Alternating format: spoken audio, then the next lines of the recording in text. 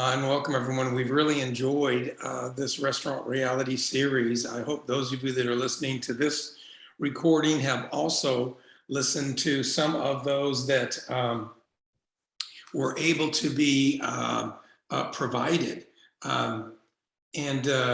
Such as the one on knowing your numbers that the Restaurant Accounting did a few weeks ago, and go listen to the restaurant reality series on finding locations by the real estate one and the labor issues from our labor attorney. But today now we're going to lay down some serious information about what's hot and what's not.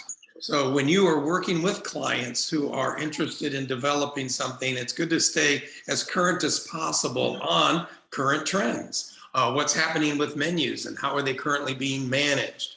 So for that topic, I've got a tremendous guest who's going to share his experience with us. Chef Omar Perrone is joining us today. He and his company, Culinary Matters, works with small restaurants on developing menus, managing menus, and helping with concept development trends. So Omar, welcome.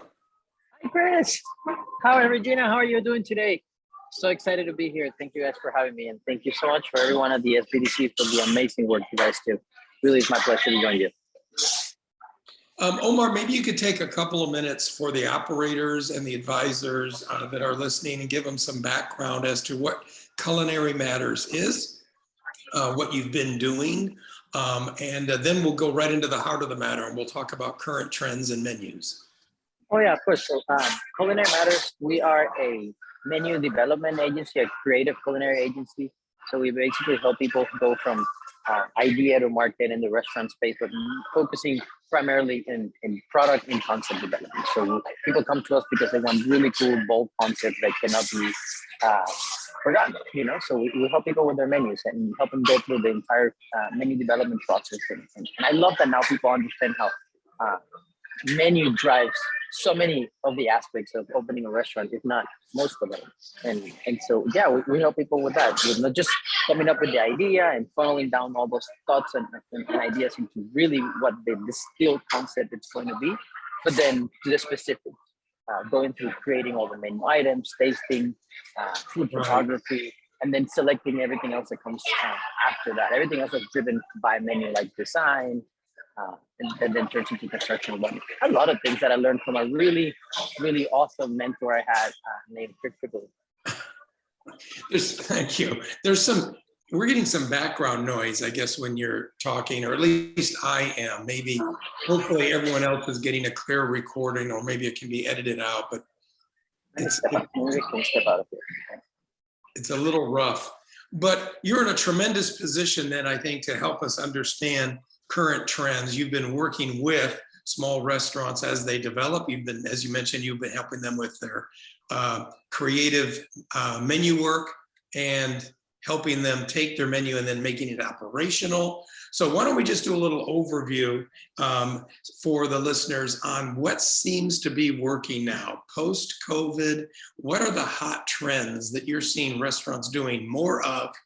And what are some of the things that maybe are from a trend point of view, less popular?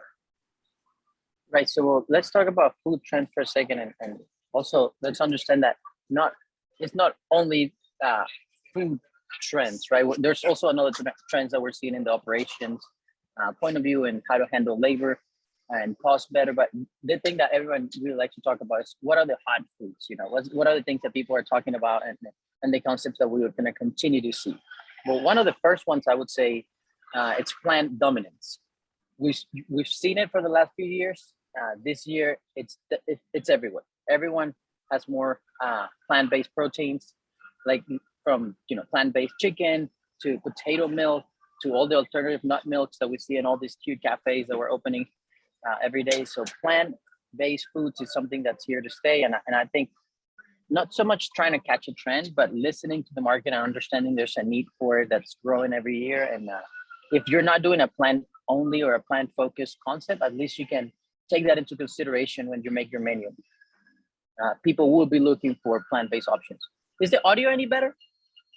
Yes. Yeah, to me it is. Okay. Yeah, the audio is a little better. So would Okay. that also mean that people have really gotten used to accepting concepts that are more local? Almost, requesting that we're using local products and more seasonal products and more fresh, less processed products, regardless of restaurant? So it means a couple of things, but at least in my opinion, plant dominance for me means so exactly what you said first. Like we're not gonna be so center of the plate all the time. So a menu is not only built around okay, it's a 8-ounce tenderloin or a 16-ounce ribeye or an 8-ounce chicken breast. Now we're making a dish that you basically works around carrots, and then whether we have or not protein, the protein is no longer necessarily the center of the plate. And when I say protein, I mean animal protein. Right. So we do see a lot more menus that are driven by seasonality. Scratch cooking, I think, is something that's not even a trend. It's what everyone wants. So I don't think we're gonna call scratch cooking a trend at this point. I think it's just the way to go. It's almost like having air conditioning in your restaurant. So that means scratch cooking. That means more driven by seasonality, less center of the plate items, like again, like I just said, and then yeah, people going more to the farmers markets. People care for vegetables that aren't perfect, and they obviously see that there is a lot of protein that you can find in plants. So also, of course, there's a tremendous growth in veganism and vegetarians. So it's exciting time to be cooking, quite frankly, because we have to really think outside the box and be creative with things that maybe we weren't too creative in the past. So that's the first one. I think that's a really good points that you're making. So regardless of what type of restaurant you're out there, if you listeners are feeling like, oh, I have more of a basic, maybe you're dealing with a very well-established concept. You're in a small community. It's been around for a couple of generations. So I think what I'm hearing is that the points that Omar just made really need to be thought about, not so much in totality. It doesn't mean your entire concept has to change, but in how can I work within those expectations and make it work in my concept. So whether you are a burger or a barbecue guy, whether you are a diner, the idea of saying, how can I now maybe become more fresh, more seasonal? How can I buy local?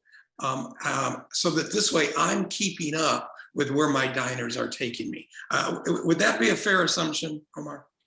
Oh yeah, of course. It also comes with like people are just more health conscious, right? And so we know plants are healthy. And so it's just something to take into consideration. You said it very well. Like now we see McDonald's has a plant-based program, Chipotle, like not only the bigger chains, but also the smaller guys. Everyone wants to make sure that they're taking into consideration where people are going, which is more health conscious and a little bit less protein centric. So that's a big one. And I think it's going to be here for a while. We all are going to need to find a way of being able to promote some type of healthy appearance, seasonality, freshness, less processing in whatever our concept is. So for those of you who are listening that are advisors, that's going to be something key to look for when that startup walks into your office and they say, I've got my whatever, I've got my world's greatest way of doing a new pizza restaurant. Obviously, you're going to want to take a hard look at how are they presenting their concept, how are they presenting their menu to you, considering the growth now in consumer demand for freshness and healthy dining. Because there's a way to do it, but and I think every concept is going to have to do it. You made a really good point, Omar, when you said future generations are going to be sort of educated this way because major chains are adding healthy items. Major chains are promoting non-processed breads now. And I saw the other day a full service chain that changed their tagline to Scratch Kitchen. I don't really know how a restaurant chain that's got about 200 units can be known as Scratch Kitchen, but instead of saying bar and grill or whatever, it's Scratch Kitchen, just to promote, I guess, the feeling of fresh, healthy, made in-house. Oh, that goes to show you that the scratch cooking is no longer a hot trend. It's just something that everyone needs to be thinking about to almost survive, in my opinion. Right. Okay, so here's the next thing I want you to comment on as a menu trend, because I think it seems to be growing, but if we're taking a look at what's hot and how has it exploded in the various ethnicities. I've seen that now where it's like restaurants seem to be stretching. Chinese food isn't just, Hunan, Szechuan, or going to a buffet anymore. Everyone realizes Japanese is more than sushi. But is it a trend to go into these ethnic markets, south of the border markets, Central America, Mexico, and expand into different regions? I think you nailed it in the head there. It had something to do with COVID too, Chris. I feel like people being trapped at home so long, and I know it's been a minute now since those times, those days, but nonetheless, people wanted to go out. People wanted to travel, and people travel a lot through the internet, and then the restaurants, I think, capture a lot of that. There's something to be said about ethnic foods, and well, I'm Venezuelan, so I put myself into that group, into that category, and it's just ethnic foods get people together, and that's something that we just miss so much. And another thing is that because people have just had so much more time to be on their computers and basically travel the world through the internet, now cuisines are getting much more specific. So now it's not just Mexican food used to be everything south of the border. Now we want Honduran food or Salvadorian food, we want Mexican food. Asian cuisine is no longer Asian cuisine or Chinese cuisine. Now people want Filipino, Indonesian, Malaysian. They understand Southeast Asian versus, Vietnamese or Thai or Japanese. So I think, yes, we're going to see more restaurants that are specific, that are ethnic, that are hyper-focused. And even though we always want to have a creative twist in concepts, people are really appreciating authentic, traditional flavors brought to them, brought to their home. And so, yeah, we're seeing a lot of concepts where owners are getting very playful and getting people to travel the world through their food. Yeah, excellent point. And I think that's the reason why this isn't just a trend that we're seeing in the very large urban centers. But we are seeing expanded ethnicity in smaller communities as well. And I think it's because of what you mentioned through media, through Food Network, being online. People are exposed now to recipes and seasonings and food product from all around the world. So it doesn't just mean like years ago when people said I was taking a trip through Europe and I loved the food, and what they really meant was this one really popular French restaurant that they ate at. Now everyone's understanding, I think, the differences between the Mediterranean impact versus other European countries. Everyone understands that there's food from, say, North Africa that's different than South African, and it's all gaining in popularity. So I'm happy to hear that you feel the same way. This is a trend, I think, that is hot. I think we are going to see continued expansion of ethnicity because people seem to be accepting food from various places around the world. Totally. We're going to be opening less Mediterranean restaurants and more Lebanese, more Iranian or Persian, more Greek restaurants, and same thing with Asian and Latin American. So yeah, that's exciting. That really is exciting. Nothing better than getting to experience the true origin of the food. So I'm not to say that there isn't still value for those places where there's a little bit of everything, but I think moving forward we're going to see more ethnic and concept specifics, which actually takes us into the next trend, in my opinion, which is also here to stay. I think it has a lot to do with what we experienced the last few years, but it's just we have labor shortages. We have because we have challenges with chain of supply still in a lot of categories. We're just having to get more limited and creative with our menus, and I think that's a great thing. So in order to see that as a continuing trend, menus that are very specific, limited in number, and probably rotating a lot more, and that's probably to answer the operational need of supply availability and the labor market. Well, yeah, shorter menus can save you labor costs, can reduce waste, And also it makes you be more creative. You know, when you no longer have the broccolini that you always thought because of whatever reason, then we need to have chefs that are more creative, you know, that are able to improvise a little bit more, which is, you know, quite frankly, the way it should have always been.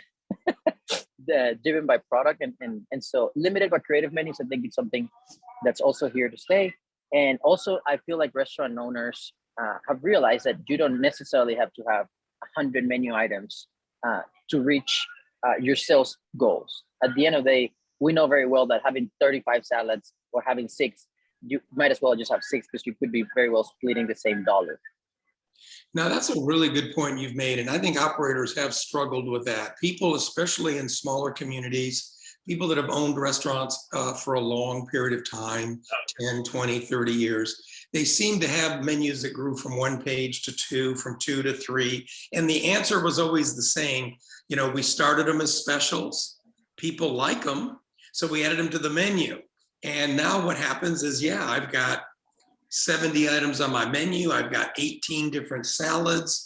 And you know, so the answer that you're saying is that there's got to be a way that we can look at our menus and pare them down to be more specific to what sells, and then rotate other items in. So that means things that used to be called seasonal menuing, that we used to only see at the more expensive chef-driven restaurants. So are you seeing that that's going to become sort of a normal for everybody everywhere? Yeah, I think so. Just, again, it has to do with freshness. Like now everyone knows, if you have 75 menu items, chances are you're not rotating that salmon that much. And obviously people are mindful of that more now than ever before. But just the sheer fact that you're being able to save labor costs, reduce waste, and also stay relevant, you know, because having 75 menu items that stay the same, that's not that cool. Now, if you have 35 menu items and 20% of your menu is rotating every 90 days, I think that's really cool. And also gives you an opportunity to, again, stay relevant in social media, do new photos, new marketing, keep people exciting and engage with what you're doing, and focus in culinary, because culinary matters. You know, I'm going to give an example of what Omar just pointed out. There's a small market in Texas, very popular with the local residents, but also a lot of weekend visitors, Fredericksburg. Most everyone knows of the city. Cute city, a lot of fun, a lot of art there. Okay, well, there's a very established restaurant. I don't know how long it's been there, the Alamo Springs Cafe. But to Omar's point, about, I don't know how long ago, maybe 6, 7, 8 years ago, new ownership took over the Alamo Springs Cafe. And they were, of course, balancing how do we keep the established aesthetic, how do we keep the popularity, the tradition that everyone's been expecting for 40 years, and subtly adjust to the new trends of today. And so I think that's a pretty good case study for the point Omar just made, because if you go to the Alamo Springs Cafe, you're going to see a section of the menu that is called the traditionals. There's the traditional items that have been there that are made the absolute same way. Whatever it is, you can't touch the meatloaf, don't change the chicken fried steak gravy, make the biscuits the same way Grandma did 40 years ago. He gets it. But he was very successful at making sure that the core menu stayed the traditional items. And then he rotated in different things that are more, you know, peaches for the peach season, and freshness, and seasonal squashes for the fall season, so that he could do some of the things that Omar mentioned that people are expecting, which is buy local and stay fresh.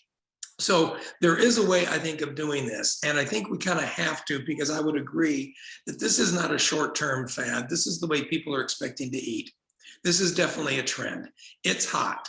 The 3 points that you made, whether it's ethnicity broadening, whether it's the freshness, and whether it's the management of the menu, I think these are things that every listener should be taking note of, because it will, to a certain extent, work in any concept.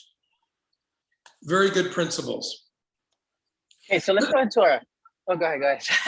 I was going to say, this just made me think of maybe walking us through how how to do these things that we talked about.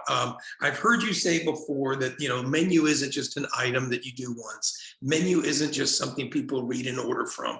The menu is actually a process. It's ongoing.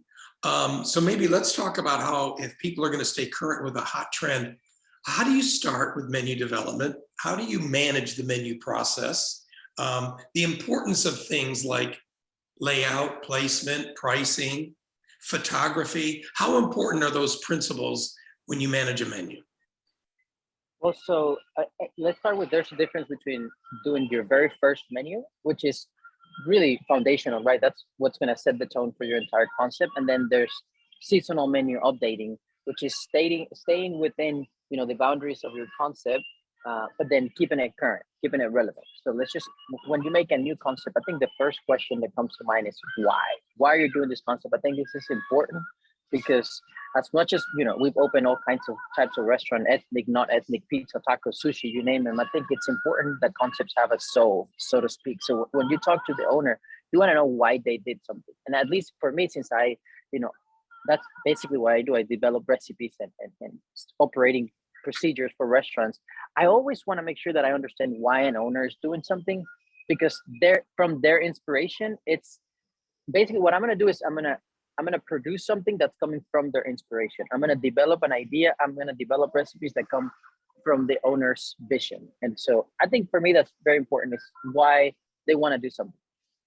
Then after that, we're going to draft the menu, and basically the menu draft is coming from the general, answering the general questionnaire of things that we want to know from an owner before we open a restaurant, before we, sign a lease, before we, call an architect or contractor, anything like that, which is, okay, how big of a restaurant, do you feel comfortable with? What is the service style that you envision in this place? What's the experience like? Is this a place where people are going to walk up to a counter? Is this a place where people are going to get a server to take their order? So what service style? What's the guest check average? What is the day part? Is this a place where people are going to come for breakfast, lunch, dinner? All three, which is kind of scary, but we do a lot of that too. Is this going to be more of an impulse buy? Is this something that people don't need, like breakfast, lunch, or dinner, but they crave, like a cronut, like a cookie, like a specialty pastry?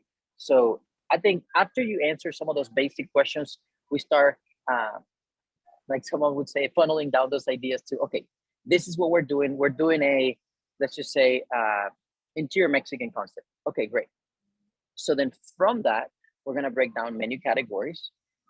And then obviously now we're going to understand price points, and we're going to start filling in the blanks. And by just filling in the blanks, some of the basic components, like, okay, are we grilling? If so, is the grilling going to have wood flavor or charcoal flavor? Is it going to be solid fuel or not? Because these are all, little things that actually have a huge impact in design.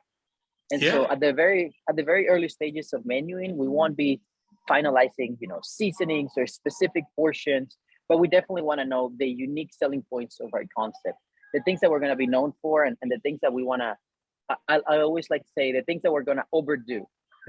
So if you're doing an interior Mexican concept, I know we're going to overdo the tortilla process. Are we going to be buying corn? Are we going to be doing the nixtamal process and grinding and making tortillas by hand? Those are questions that I need to answer from the get-go, because that's going to definitely drive design and impact, of course, construction and so on. So that's the preliminary part. In the preliminary part, I want to know what type of food are we cooking? What are the stations in the kitchen? Specialty cooking equipment, like, again, grills and stuff like that. If they're vertical grills, do we need auto shams? Are we smoking? Those are things that impact engineering and MEPs massively. So we want to make sure that we address those at the very beginning. All the things that we're going to overdo. Are we doing ice cream? Are we doing tortillas? Are we making our own breads? So all those unique selling points, we want to really talk about those at the beginning. Then after that, we're going to fill in the categories with sample menu items. This is going to get really close to your menu. But again, we don't know flavors at this point. All we want to know at this point is functionality. Because we really, and you know this very well, Chris, we have to finalize the kitchen design before every single detail on the menu is finished. So we need to get as close as we can to lay out the kitchen, but also as ambiguous enough where we know that, you know, if we want to tweak, you know, one cheese for another cheese or a vegetable for another vegetable, it's fine because we have a kitchen that can handle that. But at least the big picture items are there, you know, the smoker, again, the grinder, and this and that. And so then after that, we finalize kitchen design. Obviously, I recommend you work with someone who's a kitchen designer, someone who's done hundreds of these things, just because I understand flow of people, of product inside the kitchen. You want to make sure that, at least my recommendation would be to work with someone that does that for a living, instead of maybe only working with someone who's an equipment distributor, someone who understands the operation, the flow. I think that's very key. But then after that, and that's all done, we go to permitting, construction, and then we get to have fun in the kitchen. And that's when the real creative process happens. And that's when we say, okay, we said enchilada. Gosh, enchilada can be anything, right? Now we can go into, is this beef? Is this goat? Is this chicken? I feel like I spent a whole day talking about how to, you know, go from an idea to an actually refined dish. But some of the things that I would recommend is, if you're new to this process, just go walk by a farmer's market. That is one of the coolest exercises you can do, because instead of just thinking tomato, potato, lettuce, which are normally the first vegetables that come to mind when you're not too deep into the culinary world, go to a farmer's market and just grab one of every vegetable, because that right there should be the starting point for a menu. So then now you have unique selling points. You know, it's interior Mexican, but then you also go by your local market and grab those local vegetables, and then you can start playing with that. And I hope that gives you a little hint. No, that's excellent. And I know that there's probably a couple of, say, advisors that are maybe listening and they're thinking, boy, these are great points to write down to remind people when they come in. I'm also sure that the operators that are listening are thinking, gosh, you know what, before I opened, maybe I should have paid more attention to some of those steps. Because too many times our menu process starts with the fact that, hey, I've got a good recipe for something because people come over to my house and they like it. I'm going to build an Italian restaurant because I've got a family sauce recipe. And then we just go right from there. So there hasn't been the impact of how the kitchen needs to be sized or flow. There hasn't been the thought of how am I going to take those key components and cross-utilize them into other menu items. It's just, I've got some recipes that work, so let's hurry up. So our menu process starts with a little bit of research and making sure that the menu is going to fit the concept. And there's some certain things that you talked about there about the menu, how it'll be served, how it'll be priced, style of service. Oh, yeah. And all of that opens up other trends that we have to comment on that I think are changing the way people are eating now. Are you noticing more people wanting to do restaurants that are counter ordered, or is there more of importance placed on disposable ware? How important is packaging?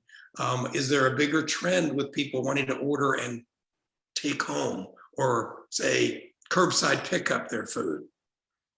I was gonna go right into that, Chris. So after the creative part, and just let me just say something real quick on the creative. I just encourage everybody to shoot for the stars. Okay, don't sell yourself short. Just come up with the craziest, coolest ideas. Because if you have to, what's the word I'm looking for? It's not like dumb it down, but you know what I mean. Like if you have to scale it down, that's okay. You can refine the menu later, but I think it's important to start being very, very creative. But after that, then you have to start thinking operation, right? So we need to start thinking about what's the plateware. How's the plateware going to match the interior design? How's that going to, contrast the colors of the food? Because believe it or not, colors and contrast matters when you're creating a menu.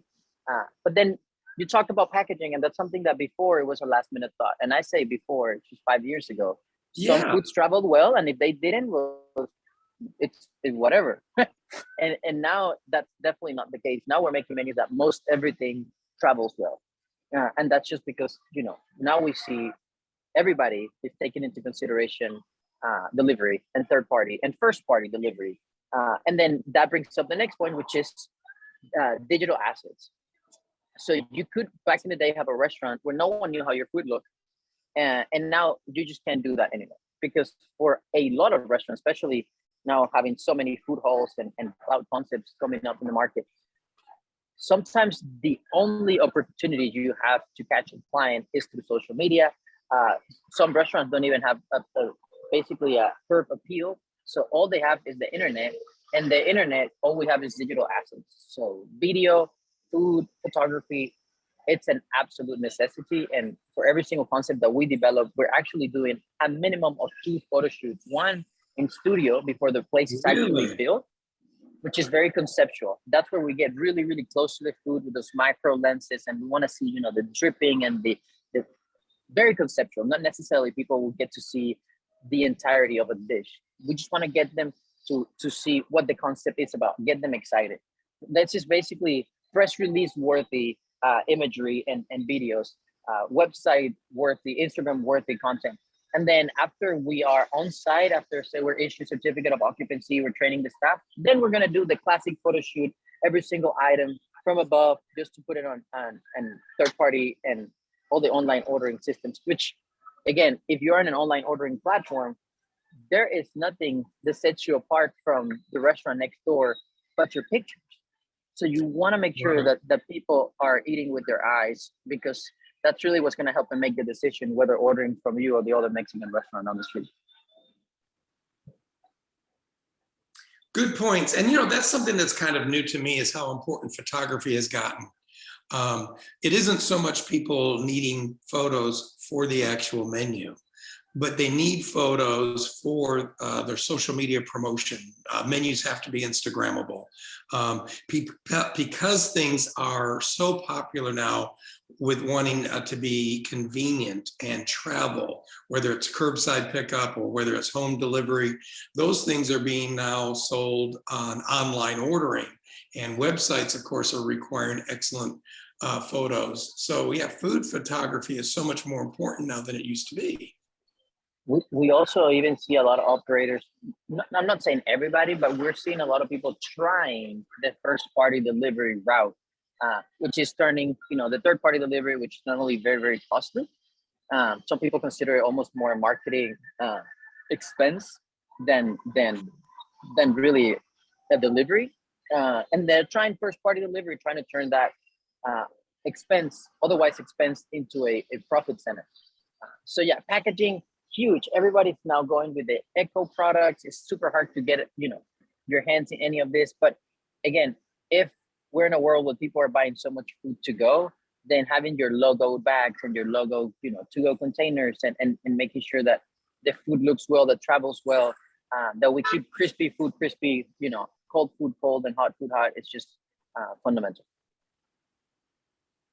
Incredible. Okay, so what's hot trends when it comes to, say, the laying out and the descriptions for people who are actually making their menu physically, whether it's a handheld menu, whether it's a wall hung menu for those restaurants who are counter service? Are there specific do's and don'ts that you're seeing in placement of menu, description, that kind of thing? I think, Chris, we're still in a transitional period where there's a lot of people that have old souls, or their old period, and they just want their menu. I'm one of them. I want a menu. I really like my handheld.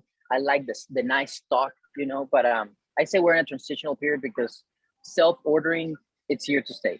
The QR code on the table, the QR code after you walk into the restaurant, where people actually can order and pay for their food before they talk to anybody. It's overwhelming. It's everywhere, and I don't see it going anywhere. So I think right now the solution is keep your eyes open and do all the above. I think menu boards are still really good. Handhelds, it's still my absolute favorite because, again, I like reading a real book. I don't like reading books on my cell phone or on my tablet. I think if you're opening a restaurant today, do the classic. Do the standard, have your handhelds, have a menu board if it's fast casual, but definitely make sure that you have an online ordering system that allows for people to place their own orders and pay. Yeah, yes, exactly. How have trends impacted the size of restaurants? In the future, what type of restaurant size and style and design do you see that's out there now that's going to become a hot trend for others to emulate? Well, so as far as size, I don't know if there's something that has changed recently. I think we saw a lot of fast casual restaurants. happening in the last couple of years. I still hope, that we're close to start seeing a lot of fine dining again, because I think people miss the experience. I still think a decent sized restaurant is, 2,500 square feet. It's a great size to prove a concept. I think because it's so hard to staff right now, having a restaurant where you can hit the right numbers, but still stay under, that 3,000 square feet size it's reasonable. That's what what I see the most of right now. I also wanted to talk to you, Chris, about breakfast, because breakfast has gotten huge, in my opinion. Bigger, better destination breakfast. I know that's a category where people have been very simple in the past, and most people are still just gonna go for the 2 egg and 1 pancake and bacon concept. But we're just seeing so much destination and hyper focus. People are really focusing on the biscuit and the pancake and the scone and the quinoa and the croissants, and people are traveling to have their eggs and their bacon with a specialty pastry. And I just think that's something that it's just very popular, and I would love to open a breakfast place, man. That's a very good point you brought up. And for our listeners, I think that creates a very big point for people to realize when we talk about trends. Many times people are very successful by seizing sort of the recreation of something that everyone is already accepting. And I think that's what Omar was just talking about. We've seen it in previous years where concepts have become hot by making something that we've all known and we all understand new and exciting again. Concepts did that with baking. They took things just as simple as a cupcake, but made it new, interesting, fresh, higher level, visual, and really cool packaging. And these concepts called sprinkles and craves started going everywhere. Remember, Crumble, every few years we've seen that, where people will take ice cream and say, I'm going to raise it to a new level and create, a new concept. So I think you're right. I think we're going to see that for a while with breakfast. Many people remember a breakfast restaurant might have just been sort of a boring coffee shop, a Denny's. Or diner, for breakfast, meant just a basic, or a truck stop, a diner. However, not too many years ago, people started reinventing breakfast, making it fun. And there's all kinds of concepts now that are open just for breakfast, lunch. They go home at 2:30. Some of you listening probably know of some of those. And there are breakfasts that are now mixing full service and alcohol. And the breakfast all day. Yeah. And so I think you brought up a good point. I think that's got to be added right there to healthy, seasonal, the explosion of ethnicity, the need to be convenient, the idea of making breakfast, if it can be a part of your concept. I think we should just add that to the other list of popular hot things that seem to be working. Hey, there are 3 trends that I want to talk about very briefly, and one of them, I think it's fun for me to talk about because we opened a concept 4.5 years ago. It's gonna be 2018, and the hot word for this concept was adaptogens, and I had no idea what adaptogens was 4 years ago, and now I know a little bit about them. And now I think if the listeners haven't heard about it, they will in the next few years. We're gonna see them everywhere. Adaptogens are those active ingredients found in plants, mushrooms, and herbs that are believed to provide health benefits that can increase your body's ability to respond to stress or anxiety, fatigue, things like that. I'm talking about ginseng and goji berry and turmeric and holy basil and licorice root and ashwagandha and all these funny words that maybe we had no idea what these things were, and now we see them in all these energy drinks and the smoothie bowls and the acai bowls and all these superfood health concepts, and I just think it's interesting. And if you go to the Whole Foods or you go to any of these grocery stores, you will see all these beverages with ingredients that we didn't know it existed. Okay. And I just want to put that under the health conscious category.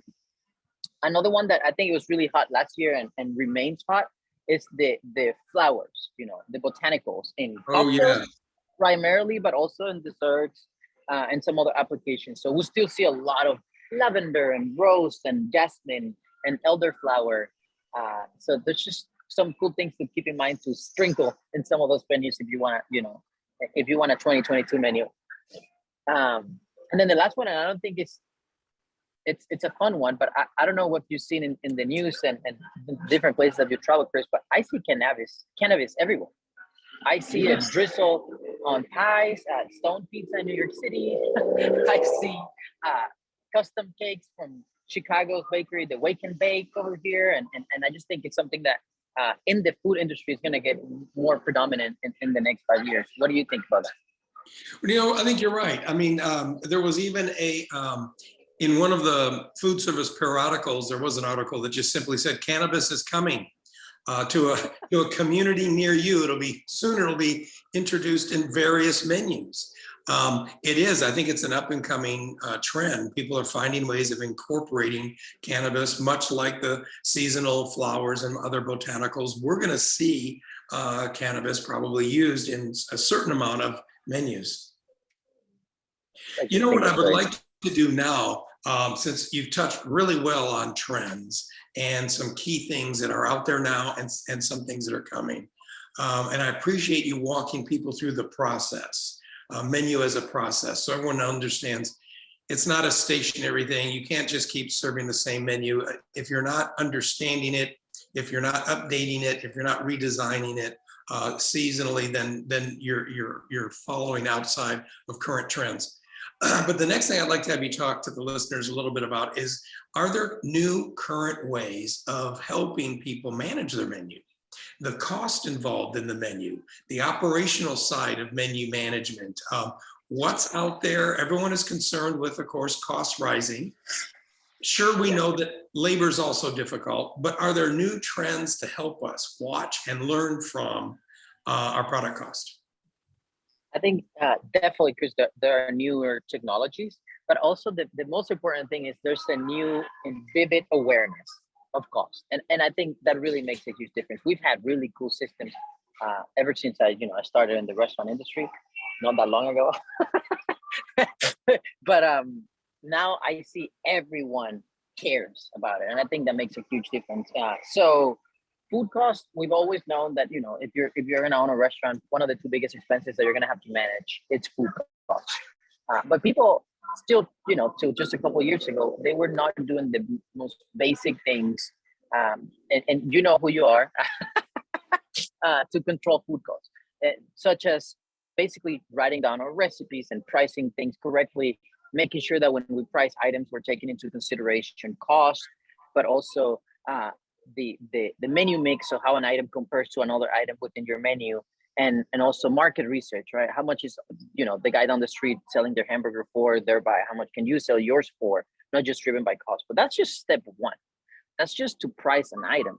But then how are we controlling food costs? Because now now we're starting to hear more people understand that, hey, food cost is not based on what you purchase. Food cost is based on what you spend, what you use. So how much product did you spend to incur those sales? And so doing inventory valuation, we see a lot of small and larger groups just no longer being okay with counting food to reorder, but understanding that we're counting food to do accurate inventory valuation to know what our food cost is based on usage. I'd like to talk to you guys about a tool that I've been having a tremendous amount of fun and a lot of work with, and it's called Extra Chef. It was recently acquired by Toast, which is also one of my favorite point of sale POS companies, and they acquired Extra Chef. And one of the really cool things that Extra Chef does, and I think they excel at it, it's the invoice automation. So with all these really cool food costing softwares that we had in the past, the biggest thing to overcome was that someone still had to physically input in the system, line by line, item by item, our purchase. And depending on the size of the restaurant, we're talking about dozens of invoices every week, which can quickly turn into a full-time job that most people cannot afford. So with Extra Chef, we just have a great solution because the invoice automation feature works with artificial intelligence, which means the very first time we upload an invoice in the system, we have to teach the system how to read it. And then after that, you're just going to snap a photo of that invoice and it's automatically going to be uploaded into your system. So that same system where we build your recipes, where we build your inventory, when we're going to track your usage, now it's going to be updated with the most recent purchase, because all you have to do now is just snap a photo of that invoice. So we are having a lot of fun, like I said, and by a lot of fun, I mean, we're working really hard with operators all over the United States, from literally Hawaii to New Jersey to Anaheim, California, lots of people here in Texas, implementing this software, not just, again, to price their menu items correctly, but to bridge that gap between the kitchen, the general managers, and their accountants, making sure that they understand their food costs based on usage. And one last thing I will say there is, we know theory and reality are not always the same, or they're not the same. So when we come up with a potential food cost for a restaurant, we say, hey, based on this menu mix and the food cost targets that we set, this restaurant's food cost should be 28%. Now we're going back and doing our inventory and saying, hey, based on our inventory valuation, you know, our beginning inventory, our ending inventory, our purchases, our sales, and our waste, our actual food cost based on usage is 30%. And if we see that variance being, you know, 2% or less, then we're great. But at least now we have the proper tool, or, you know, several tools that will allow us to make informed decisions. You mentioned a couple of really good points there that I think for every operator we need to remind them of, that there is a way to set menu prices that make sense, and I think that's important to do. What you went over very quickly, and I just want to underline that for you restaurant operators that are out there, when you set your menu price, remember that there's 3 steps involved, and Omar mentioned them all. We can't just pick the price, you know, based on what we know our cost is, but that's where we start. But then we also might have to do market comparison.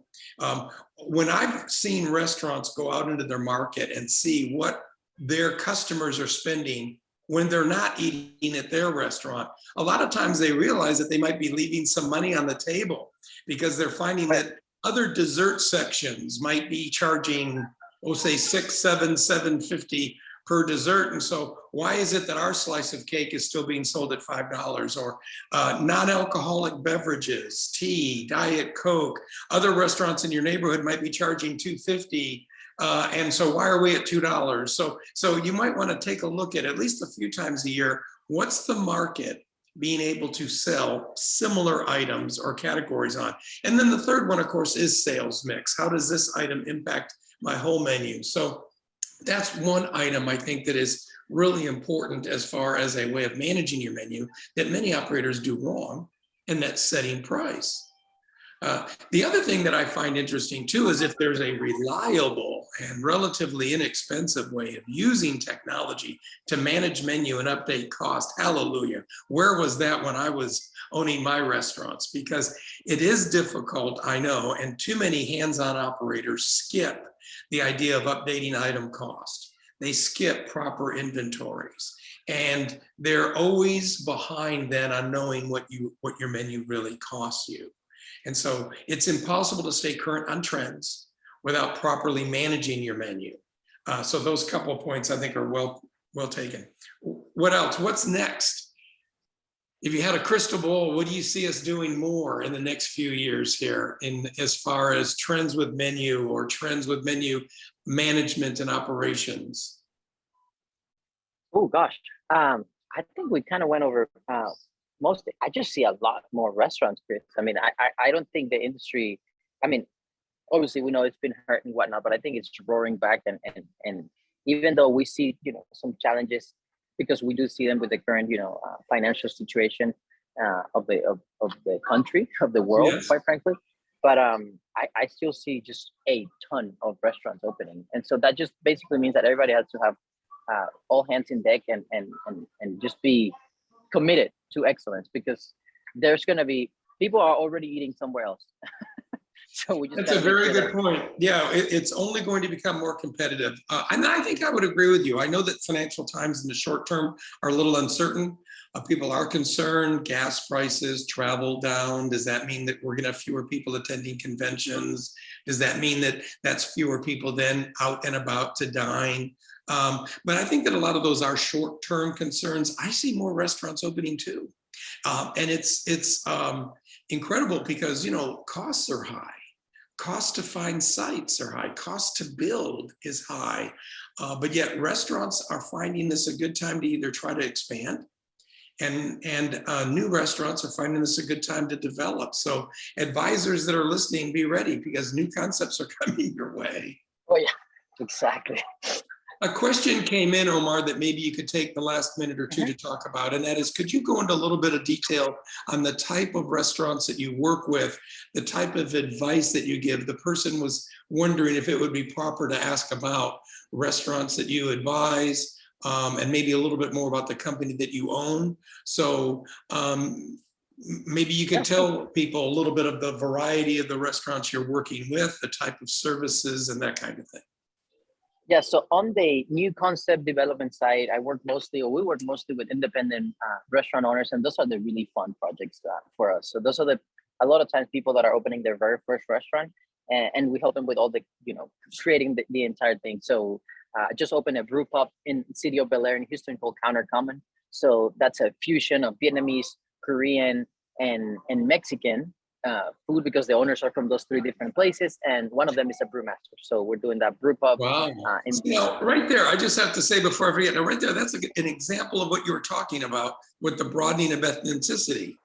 It used to be where if someone said brew pub, we were immediately picturing we're going to have good wings, we're going to have some sliders, and probably pizza. And here you go right into the owners are bringing a fusion of Vietnam and Thai flavors. Yeah. Let's see. Then we're doing a mixed use development in Round Top, Texas, another place that's really hot right now, where we're gonna have a cafe line with rotisserie chickens and sandwiches, and then we have a pastry program on the side, and then we have a craft cocktail bar and a little mezzanine. We also develop cocktail programs and wine programs. Right after that, we're opening a gluten-free cafe on Southside Place in Houston called Levin Bakery. Then after that, we're revitalizing a concept called Cap's Piano Bar, which is a really cool old school piano bar on Westheimer in Houston. Then after that, we're opening also really hyper focused but over the top Neapolitan style pizza concept in East Downtown, just to name a few of the new concepts that we're working on. But also we're working with very established operators, like I said, on the cost control and management side, such as Underbelly Hospitality, which everyone loves and knows in Houston. We work with Anheuser-Busch, and we work with their craft brewery division, like Carbuck or Golden Road, which they have breweries all over the country. We're working with White Horse Tavern in New York City. We're working with 153 in New Jersey. We're working with Shorefire in Honolulu. We have a handful of more than a handful of clients all over the country that those are more on the mid-size and more established, that maybe they don't need help with their culinary creativity because they're very well established and people know them and love them for their food, but we're helping them operate better and make sure that they get really good control of their costs.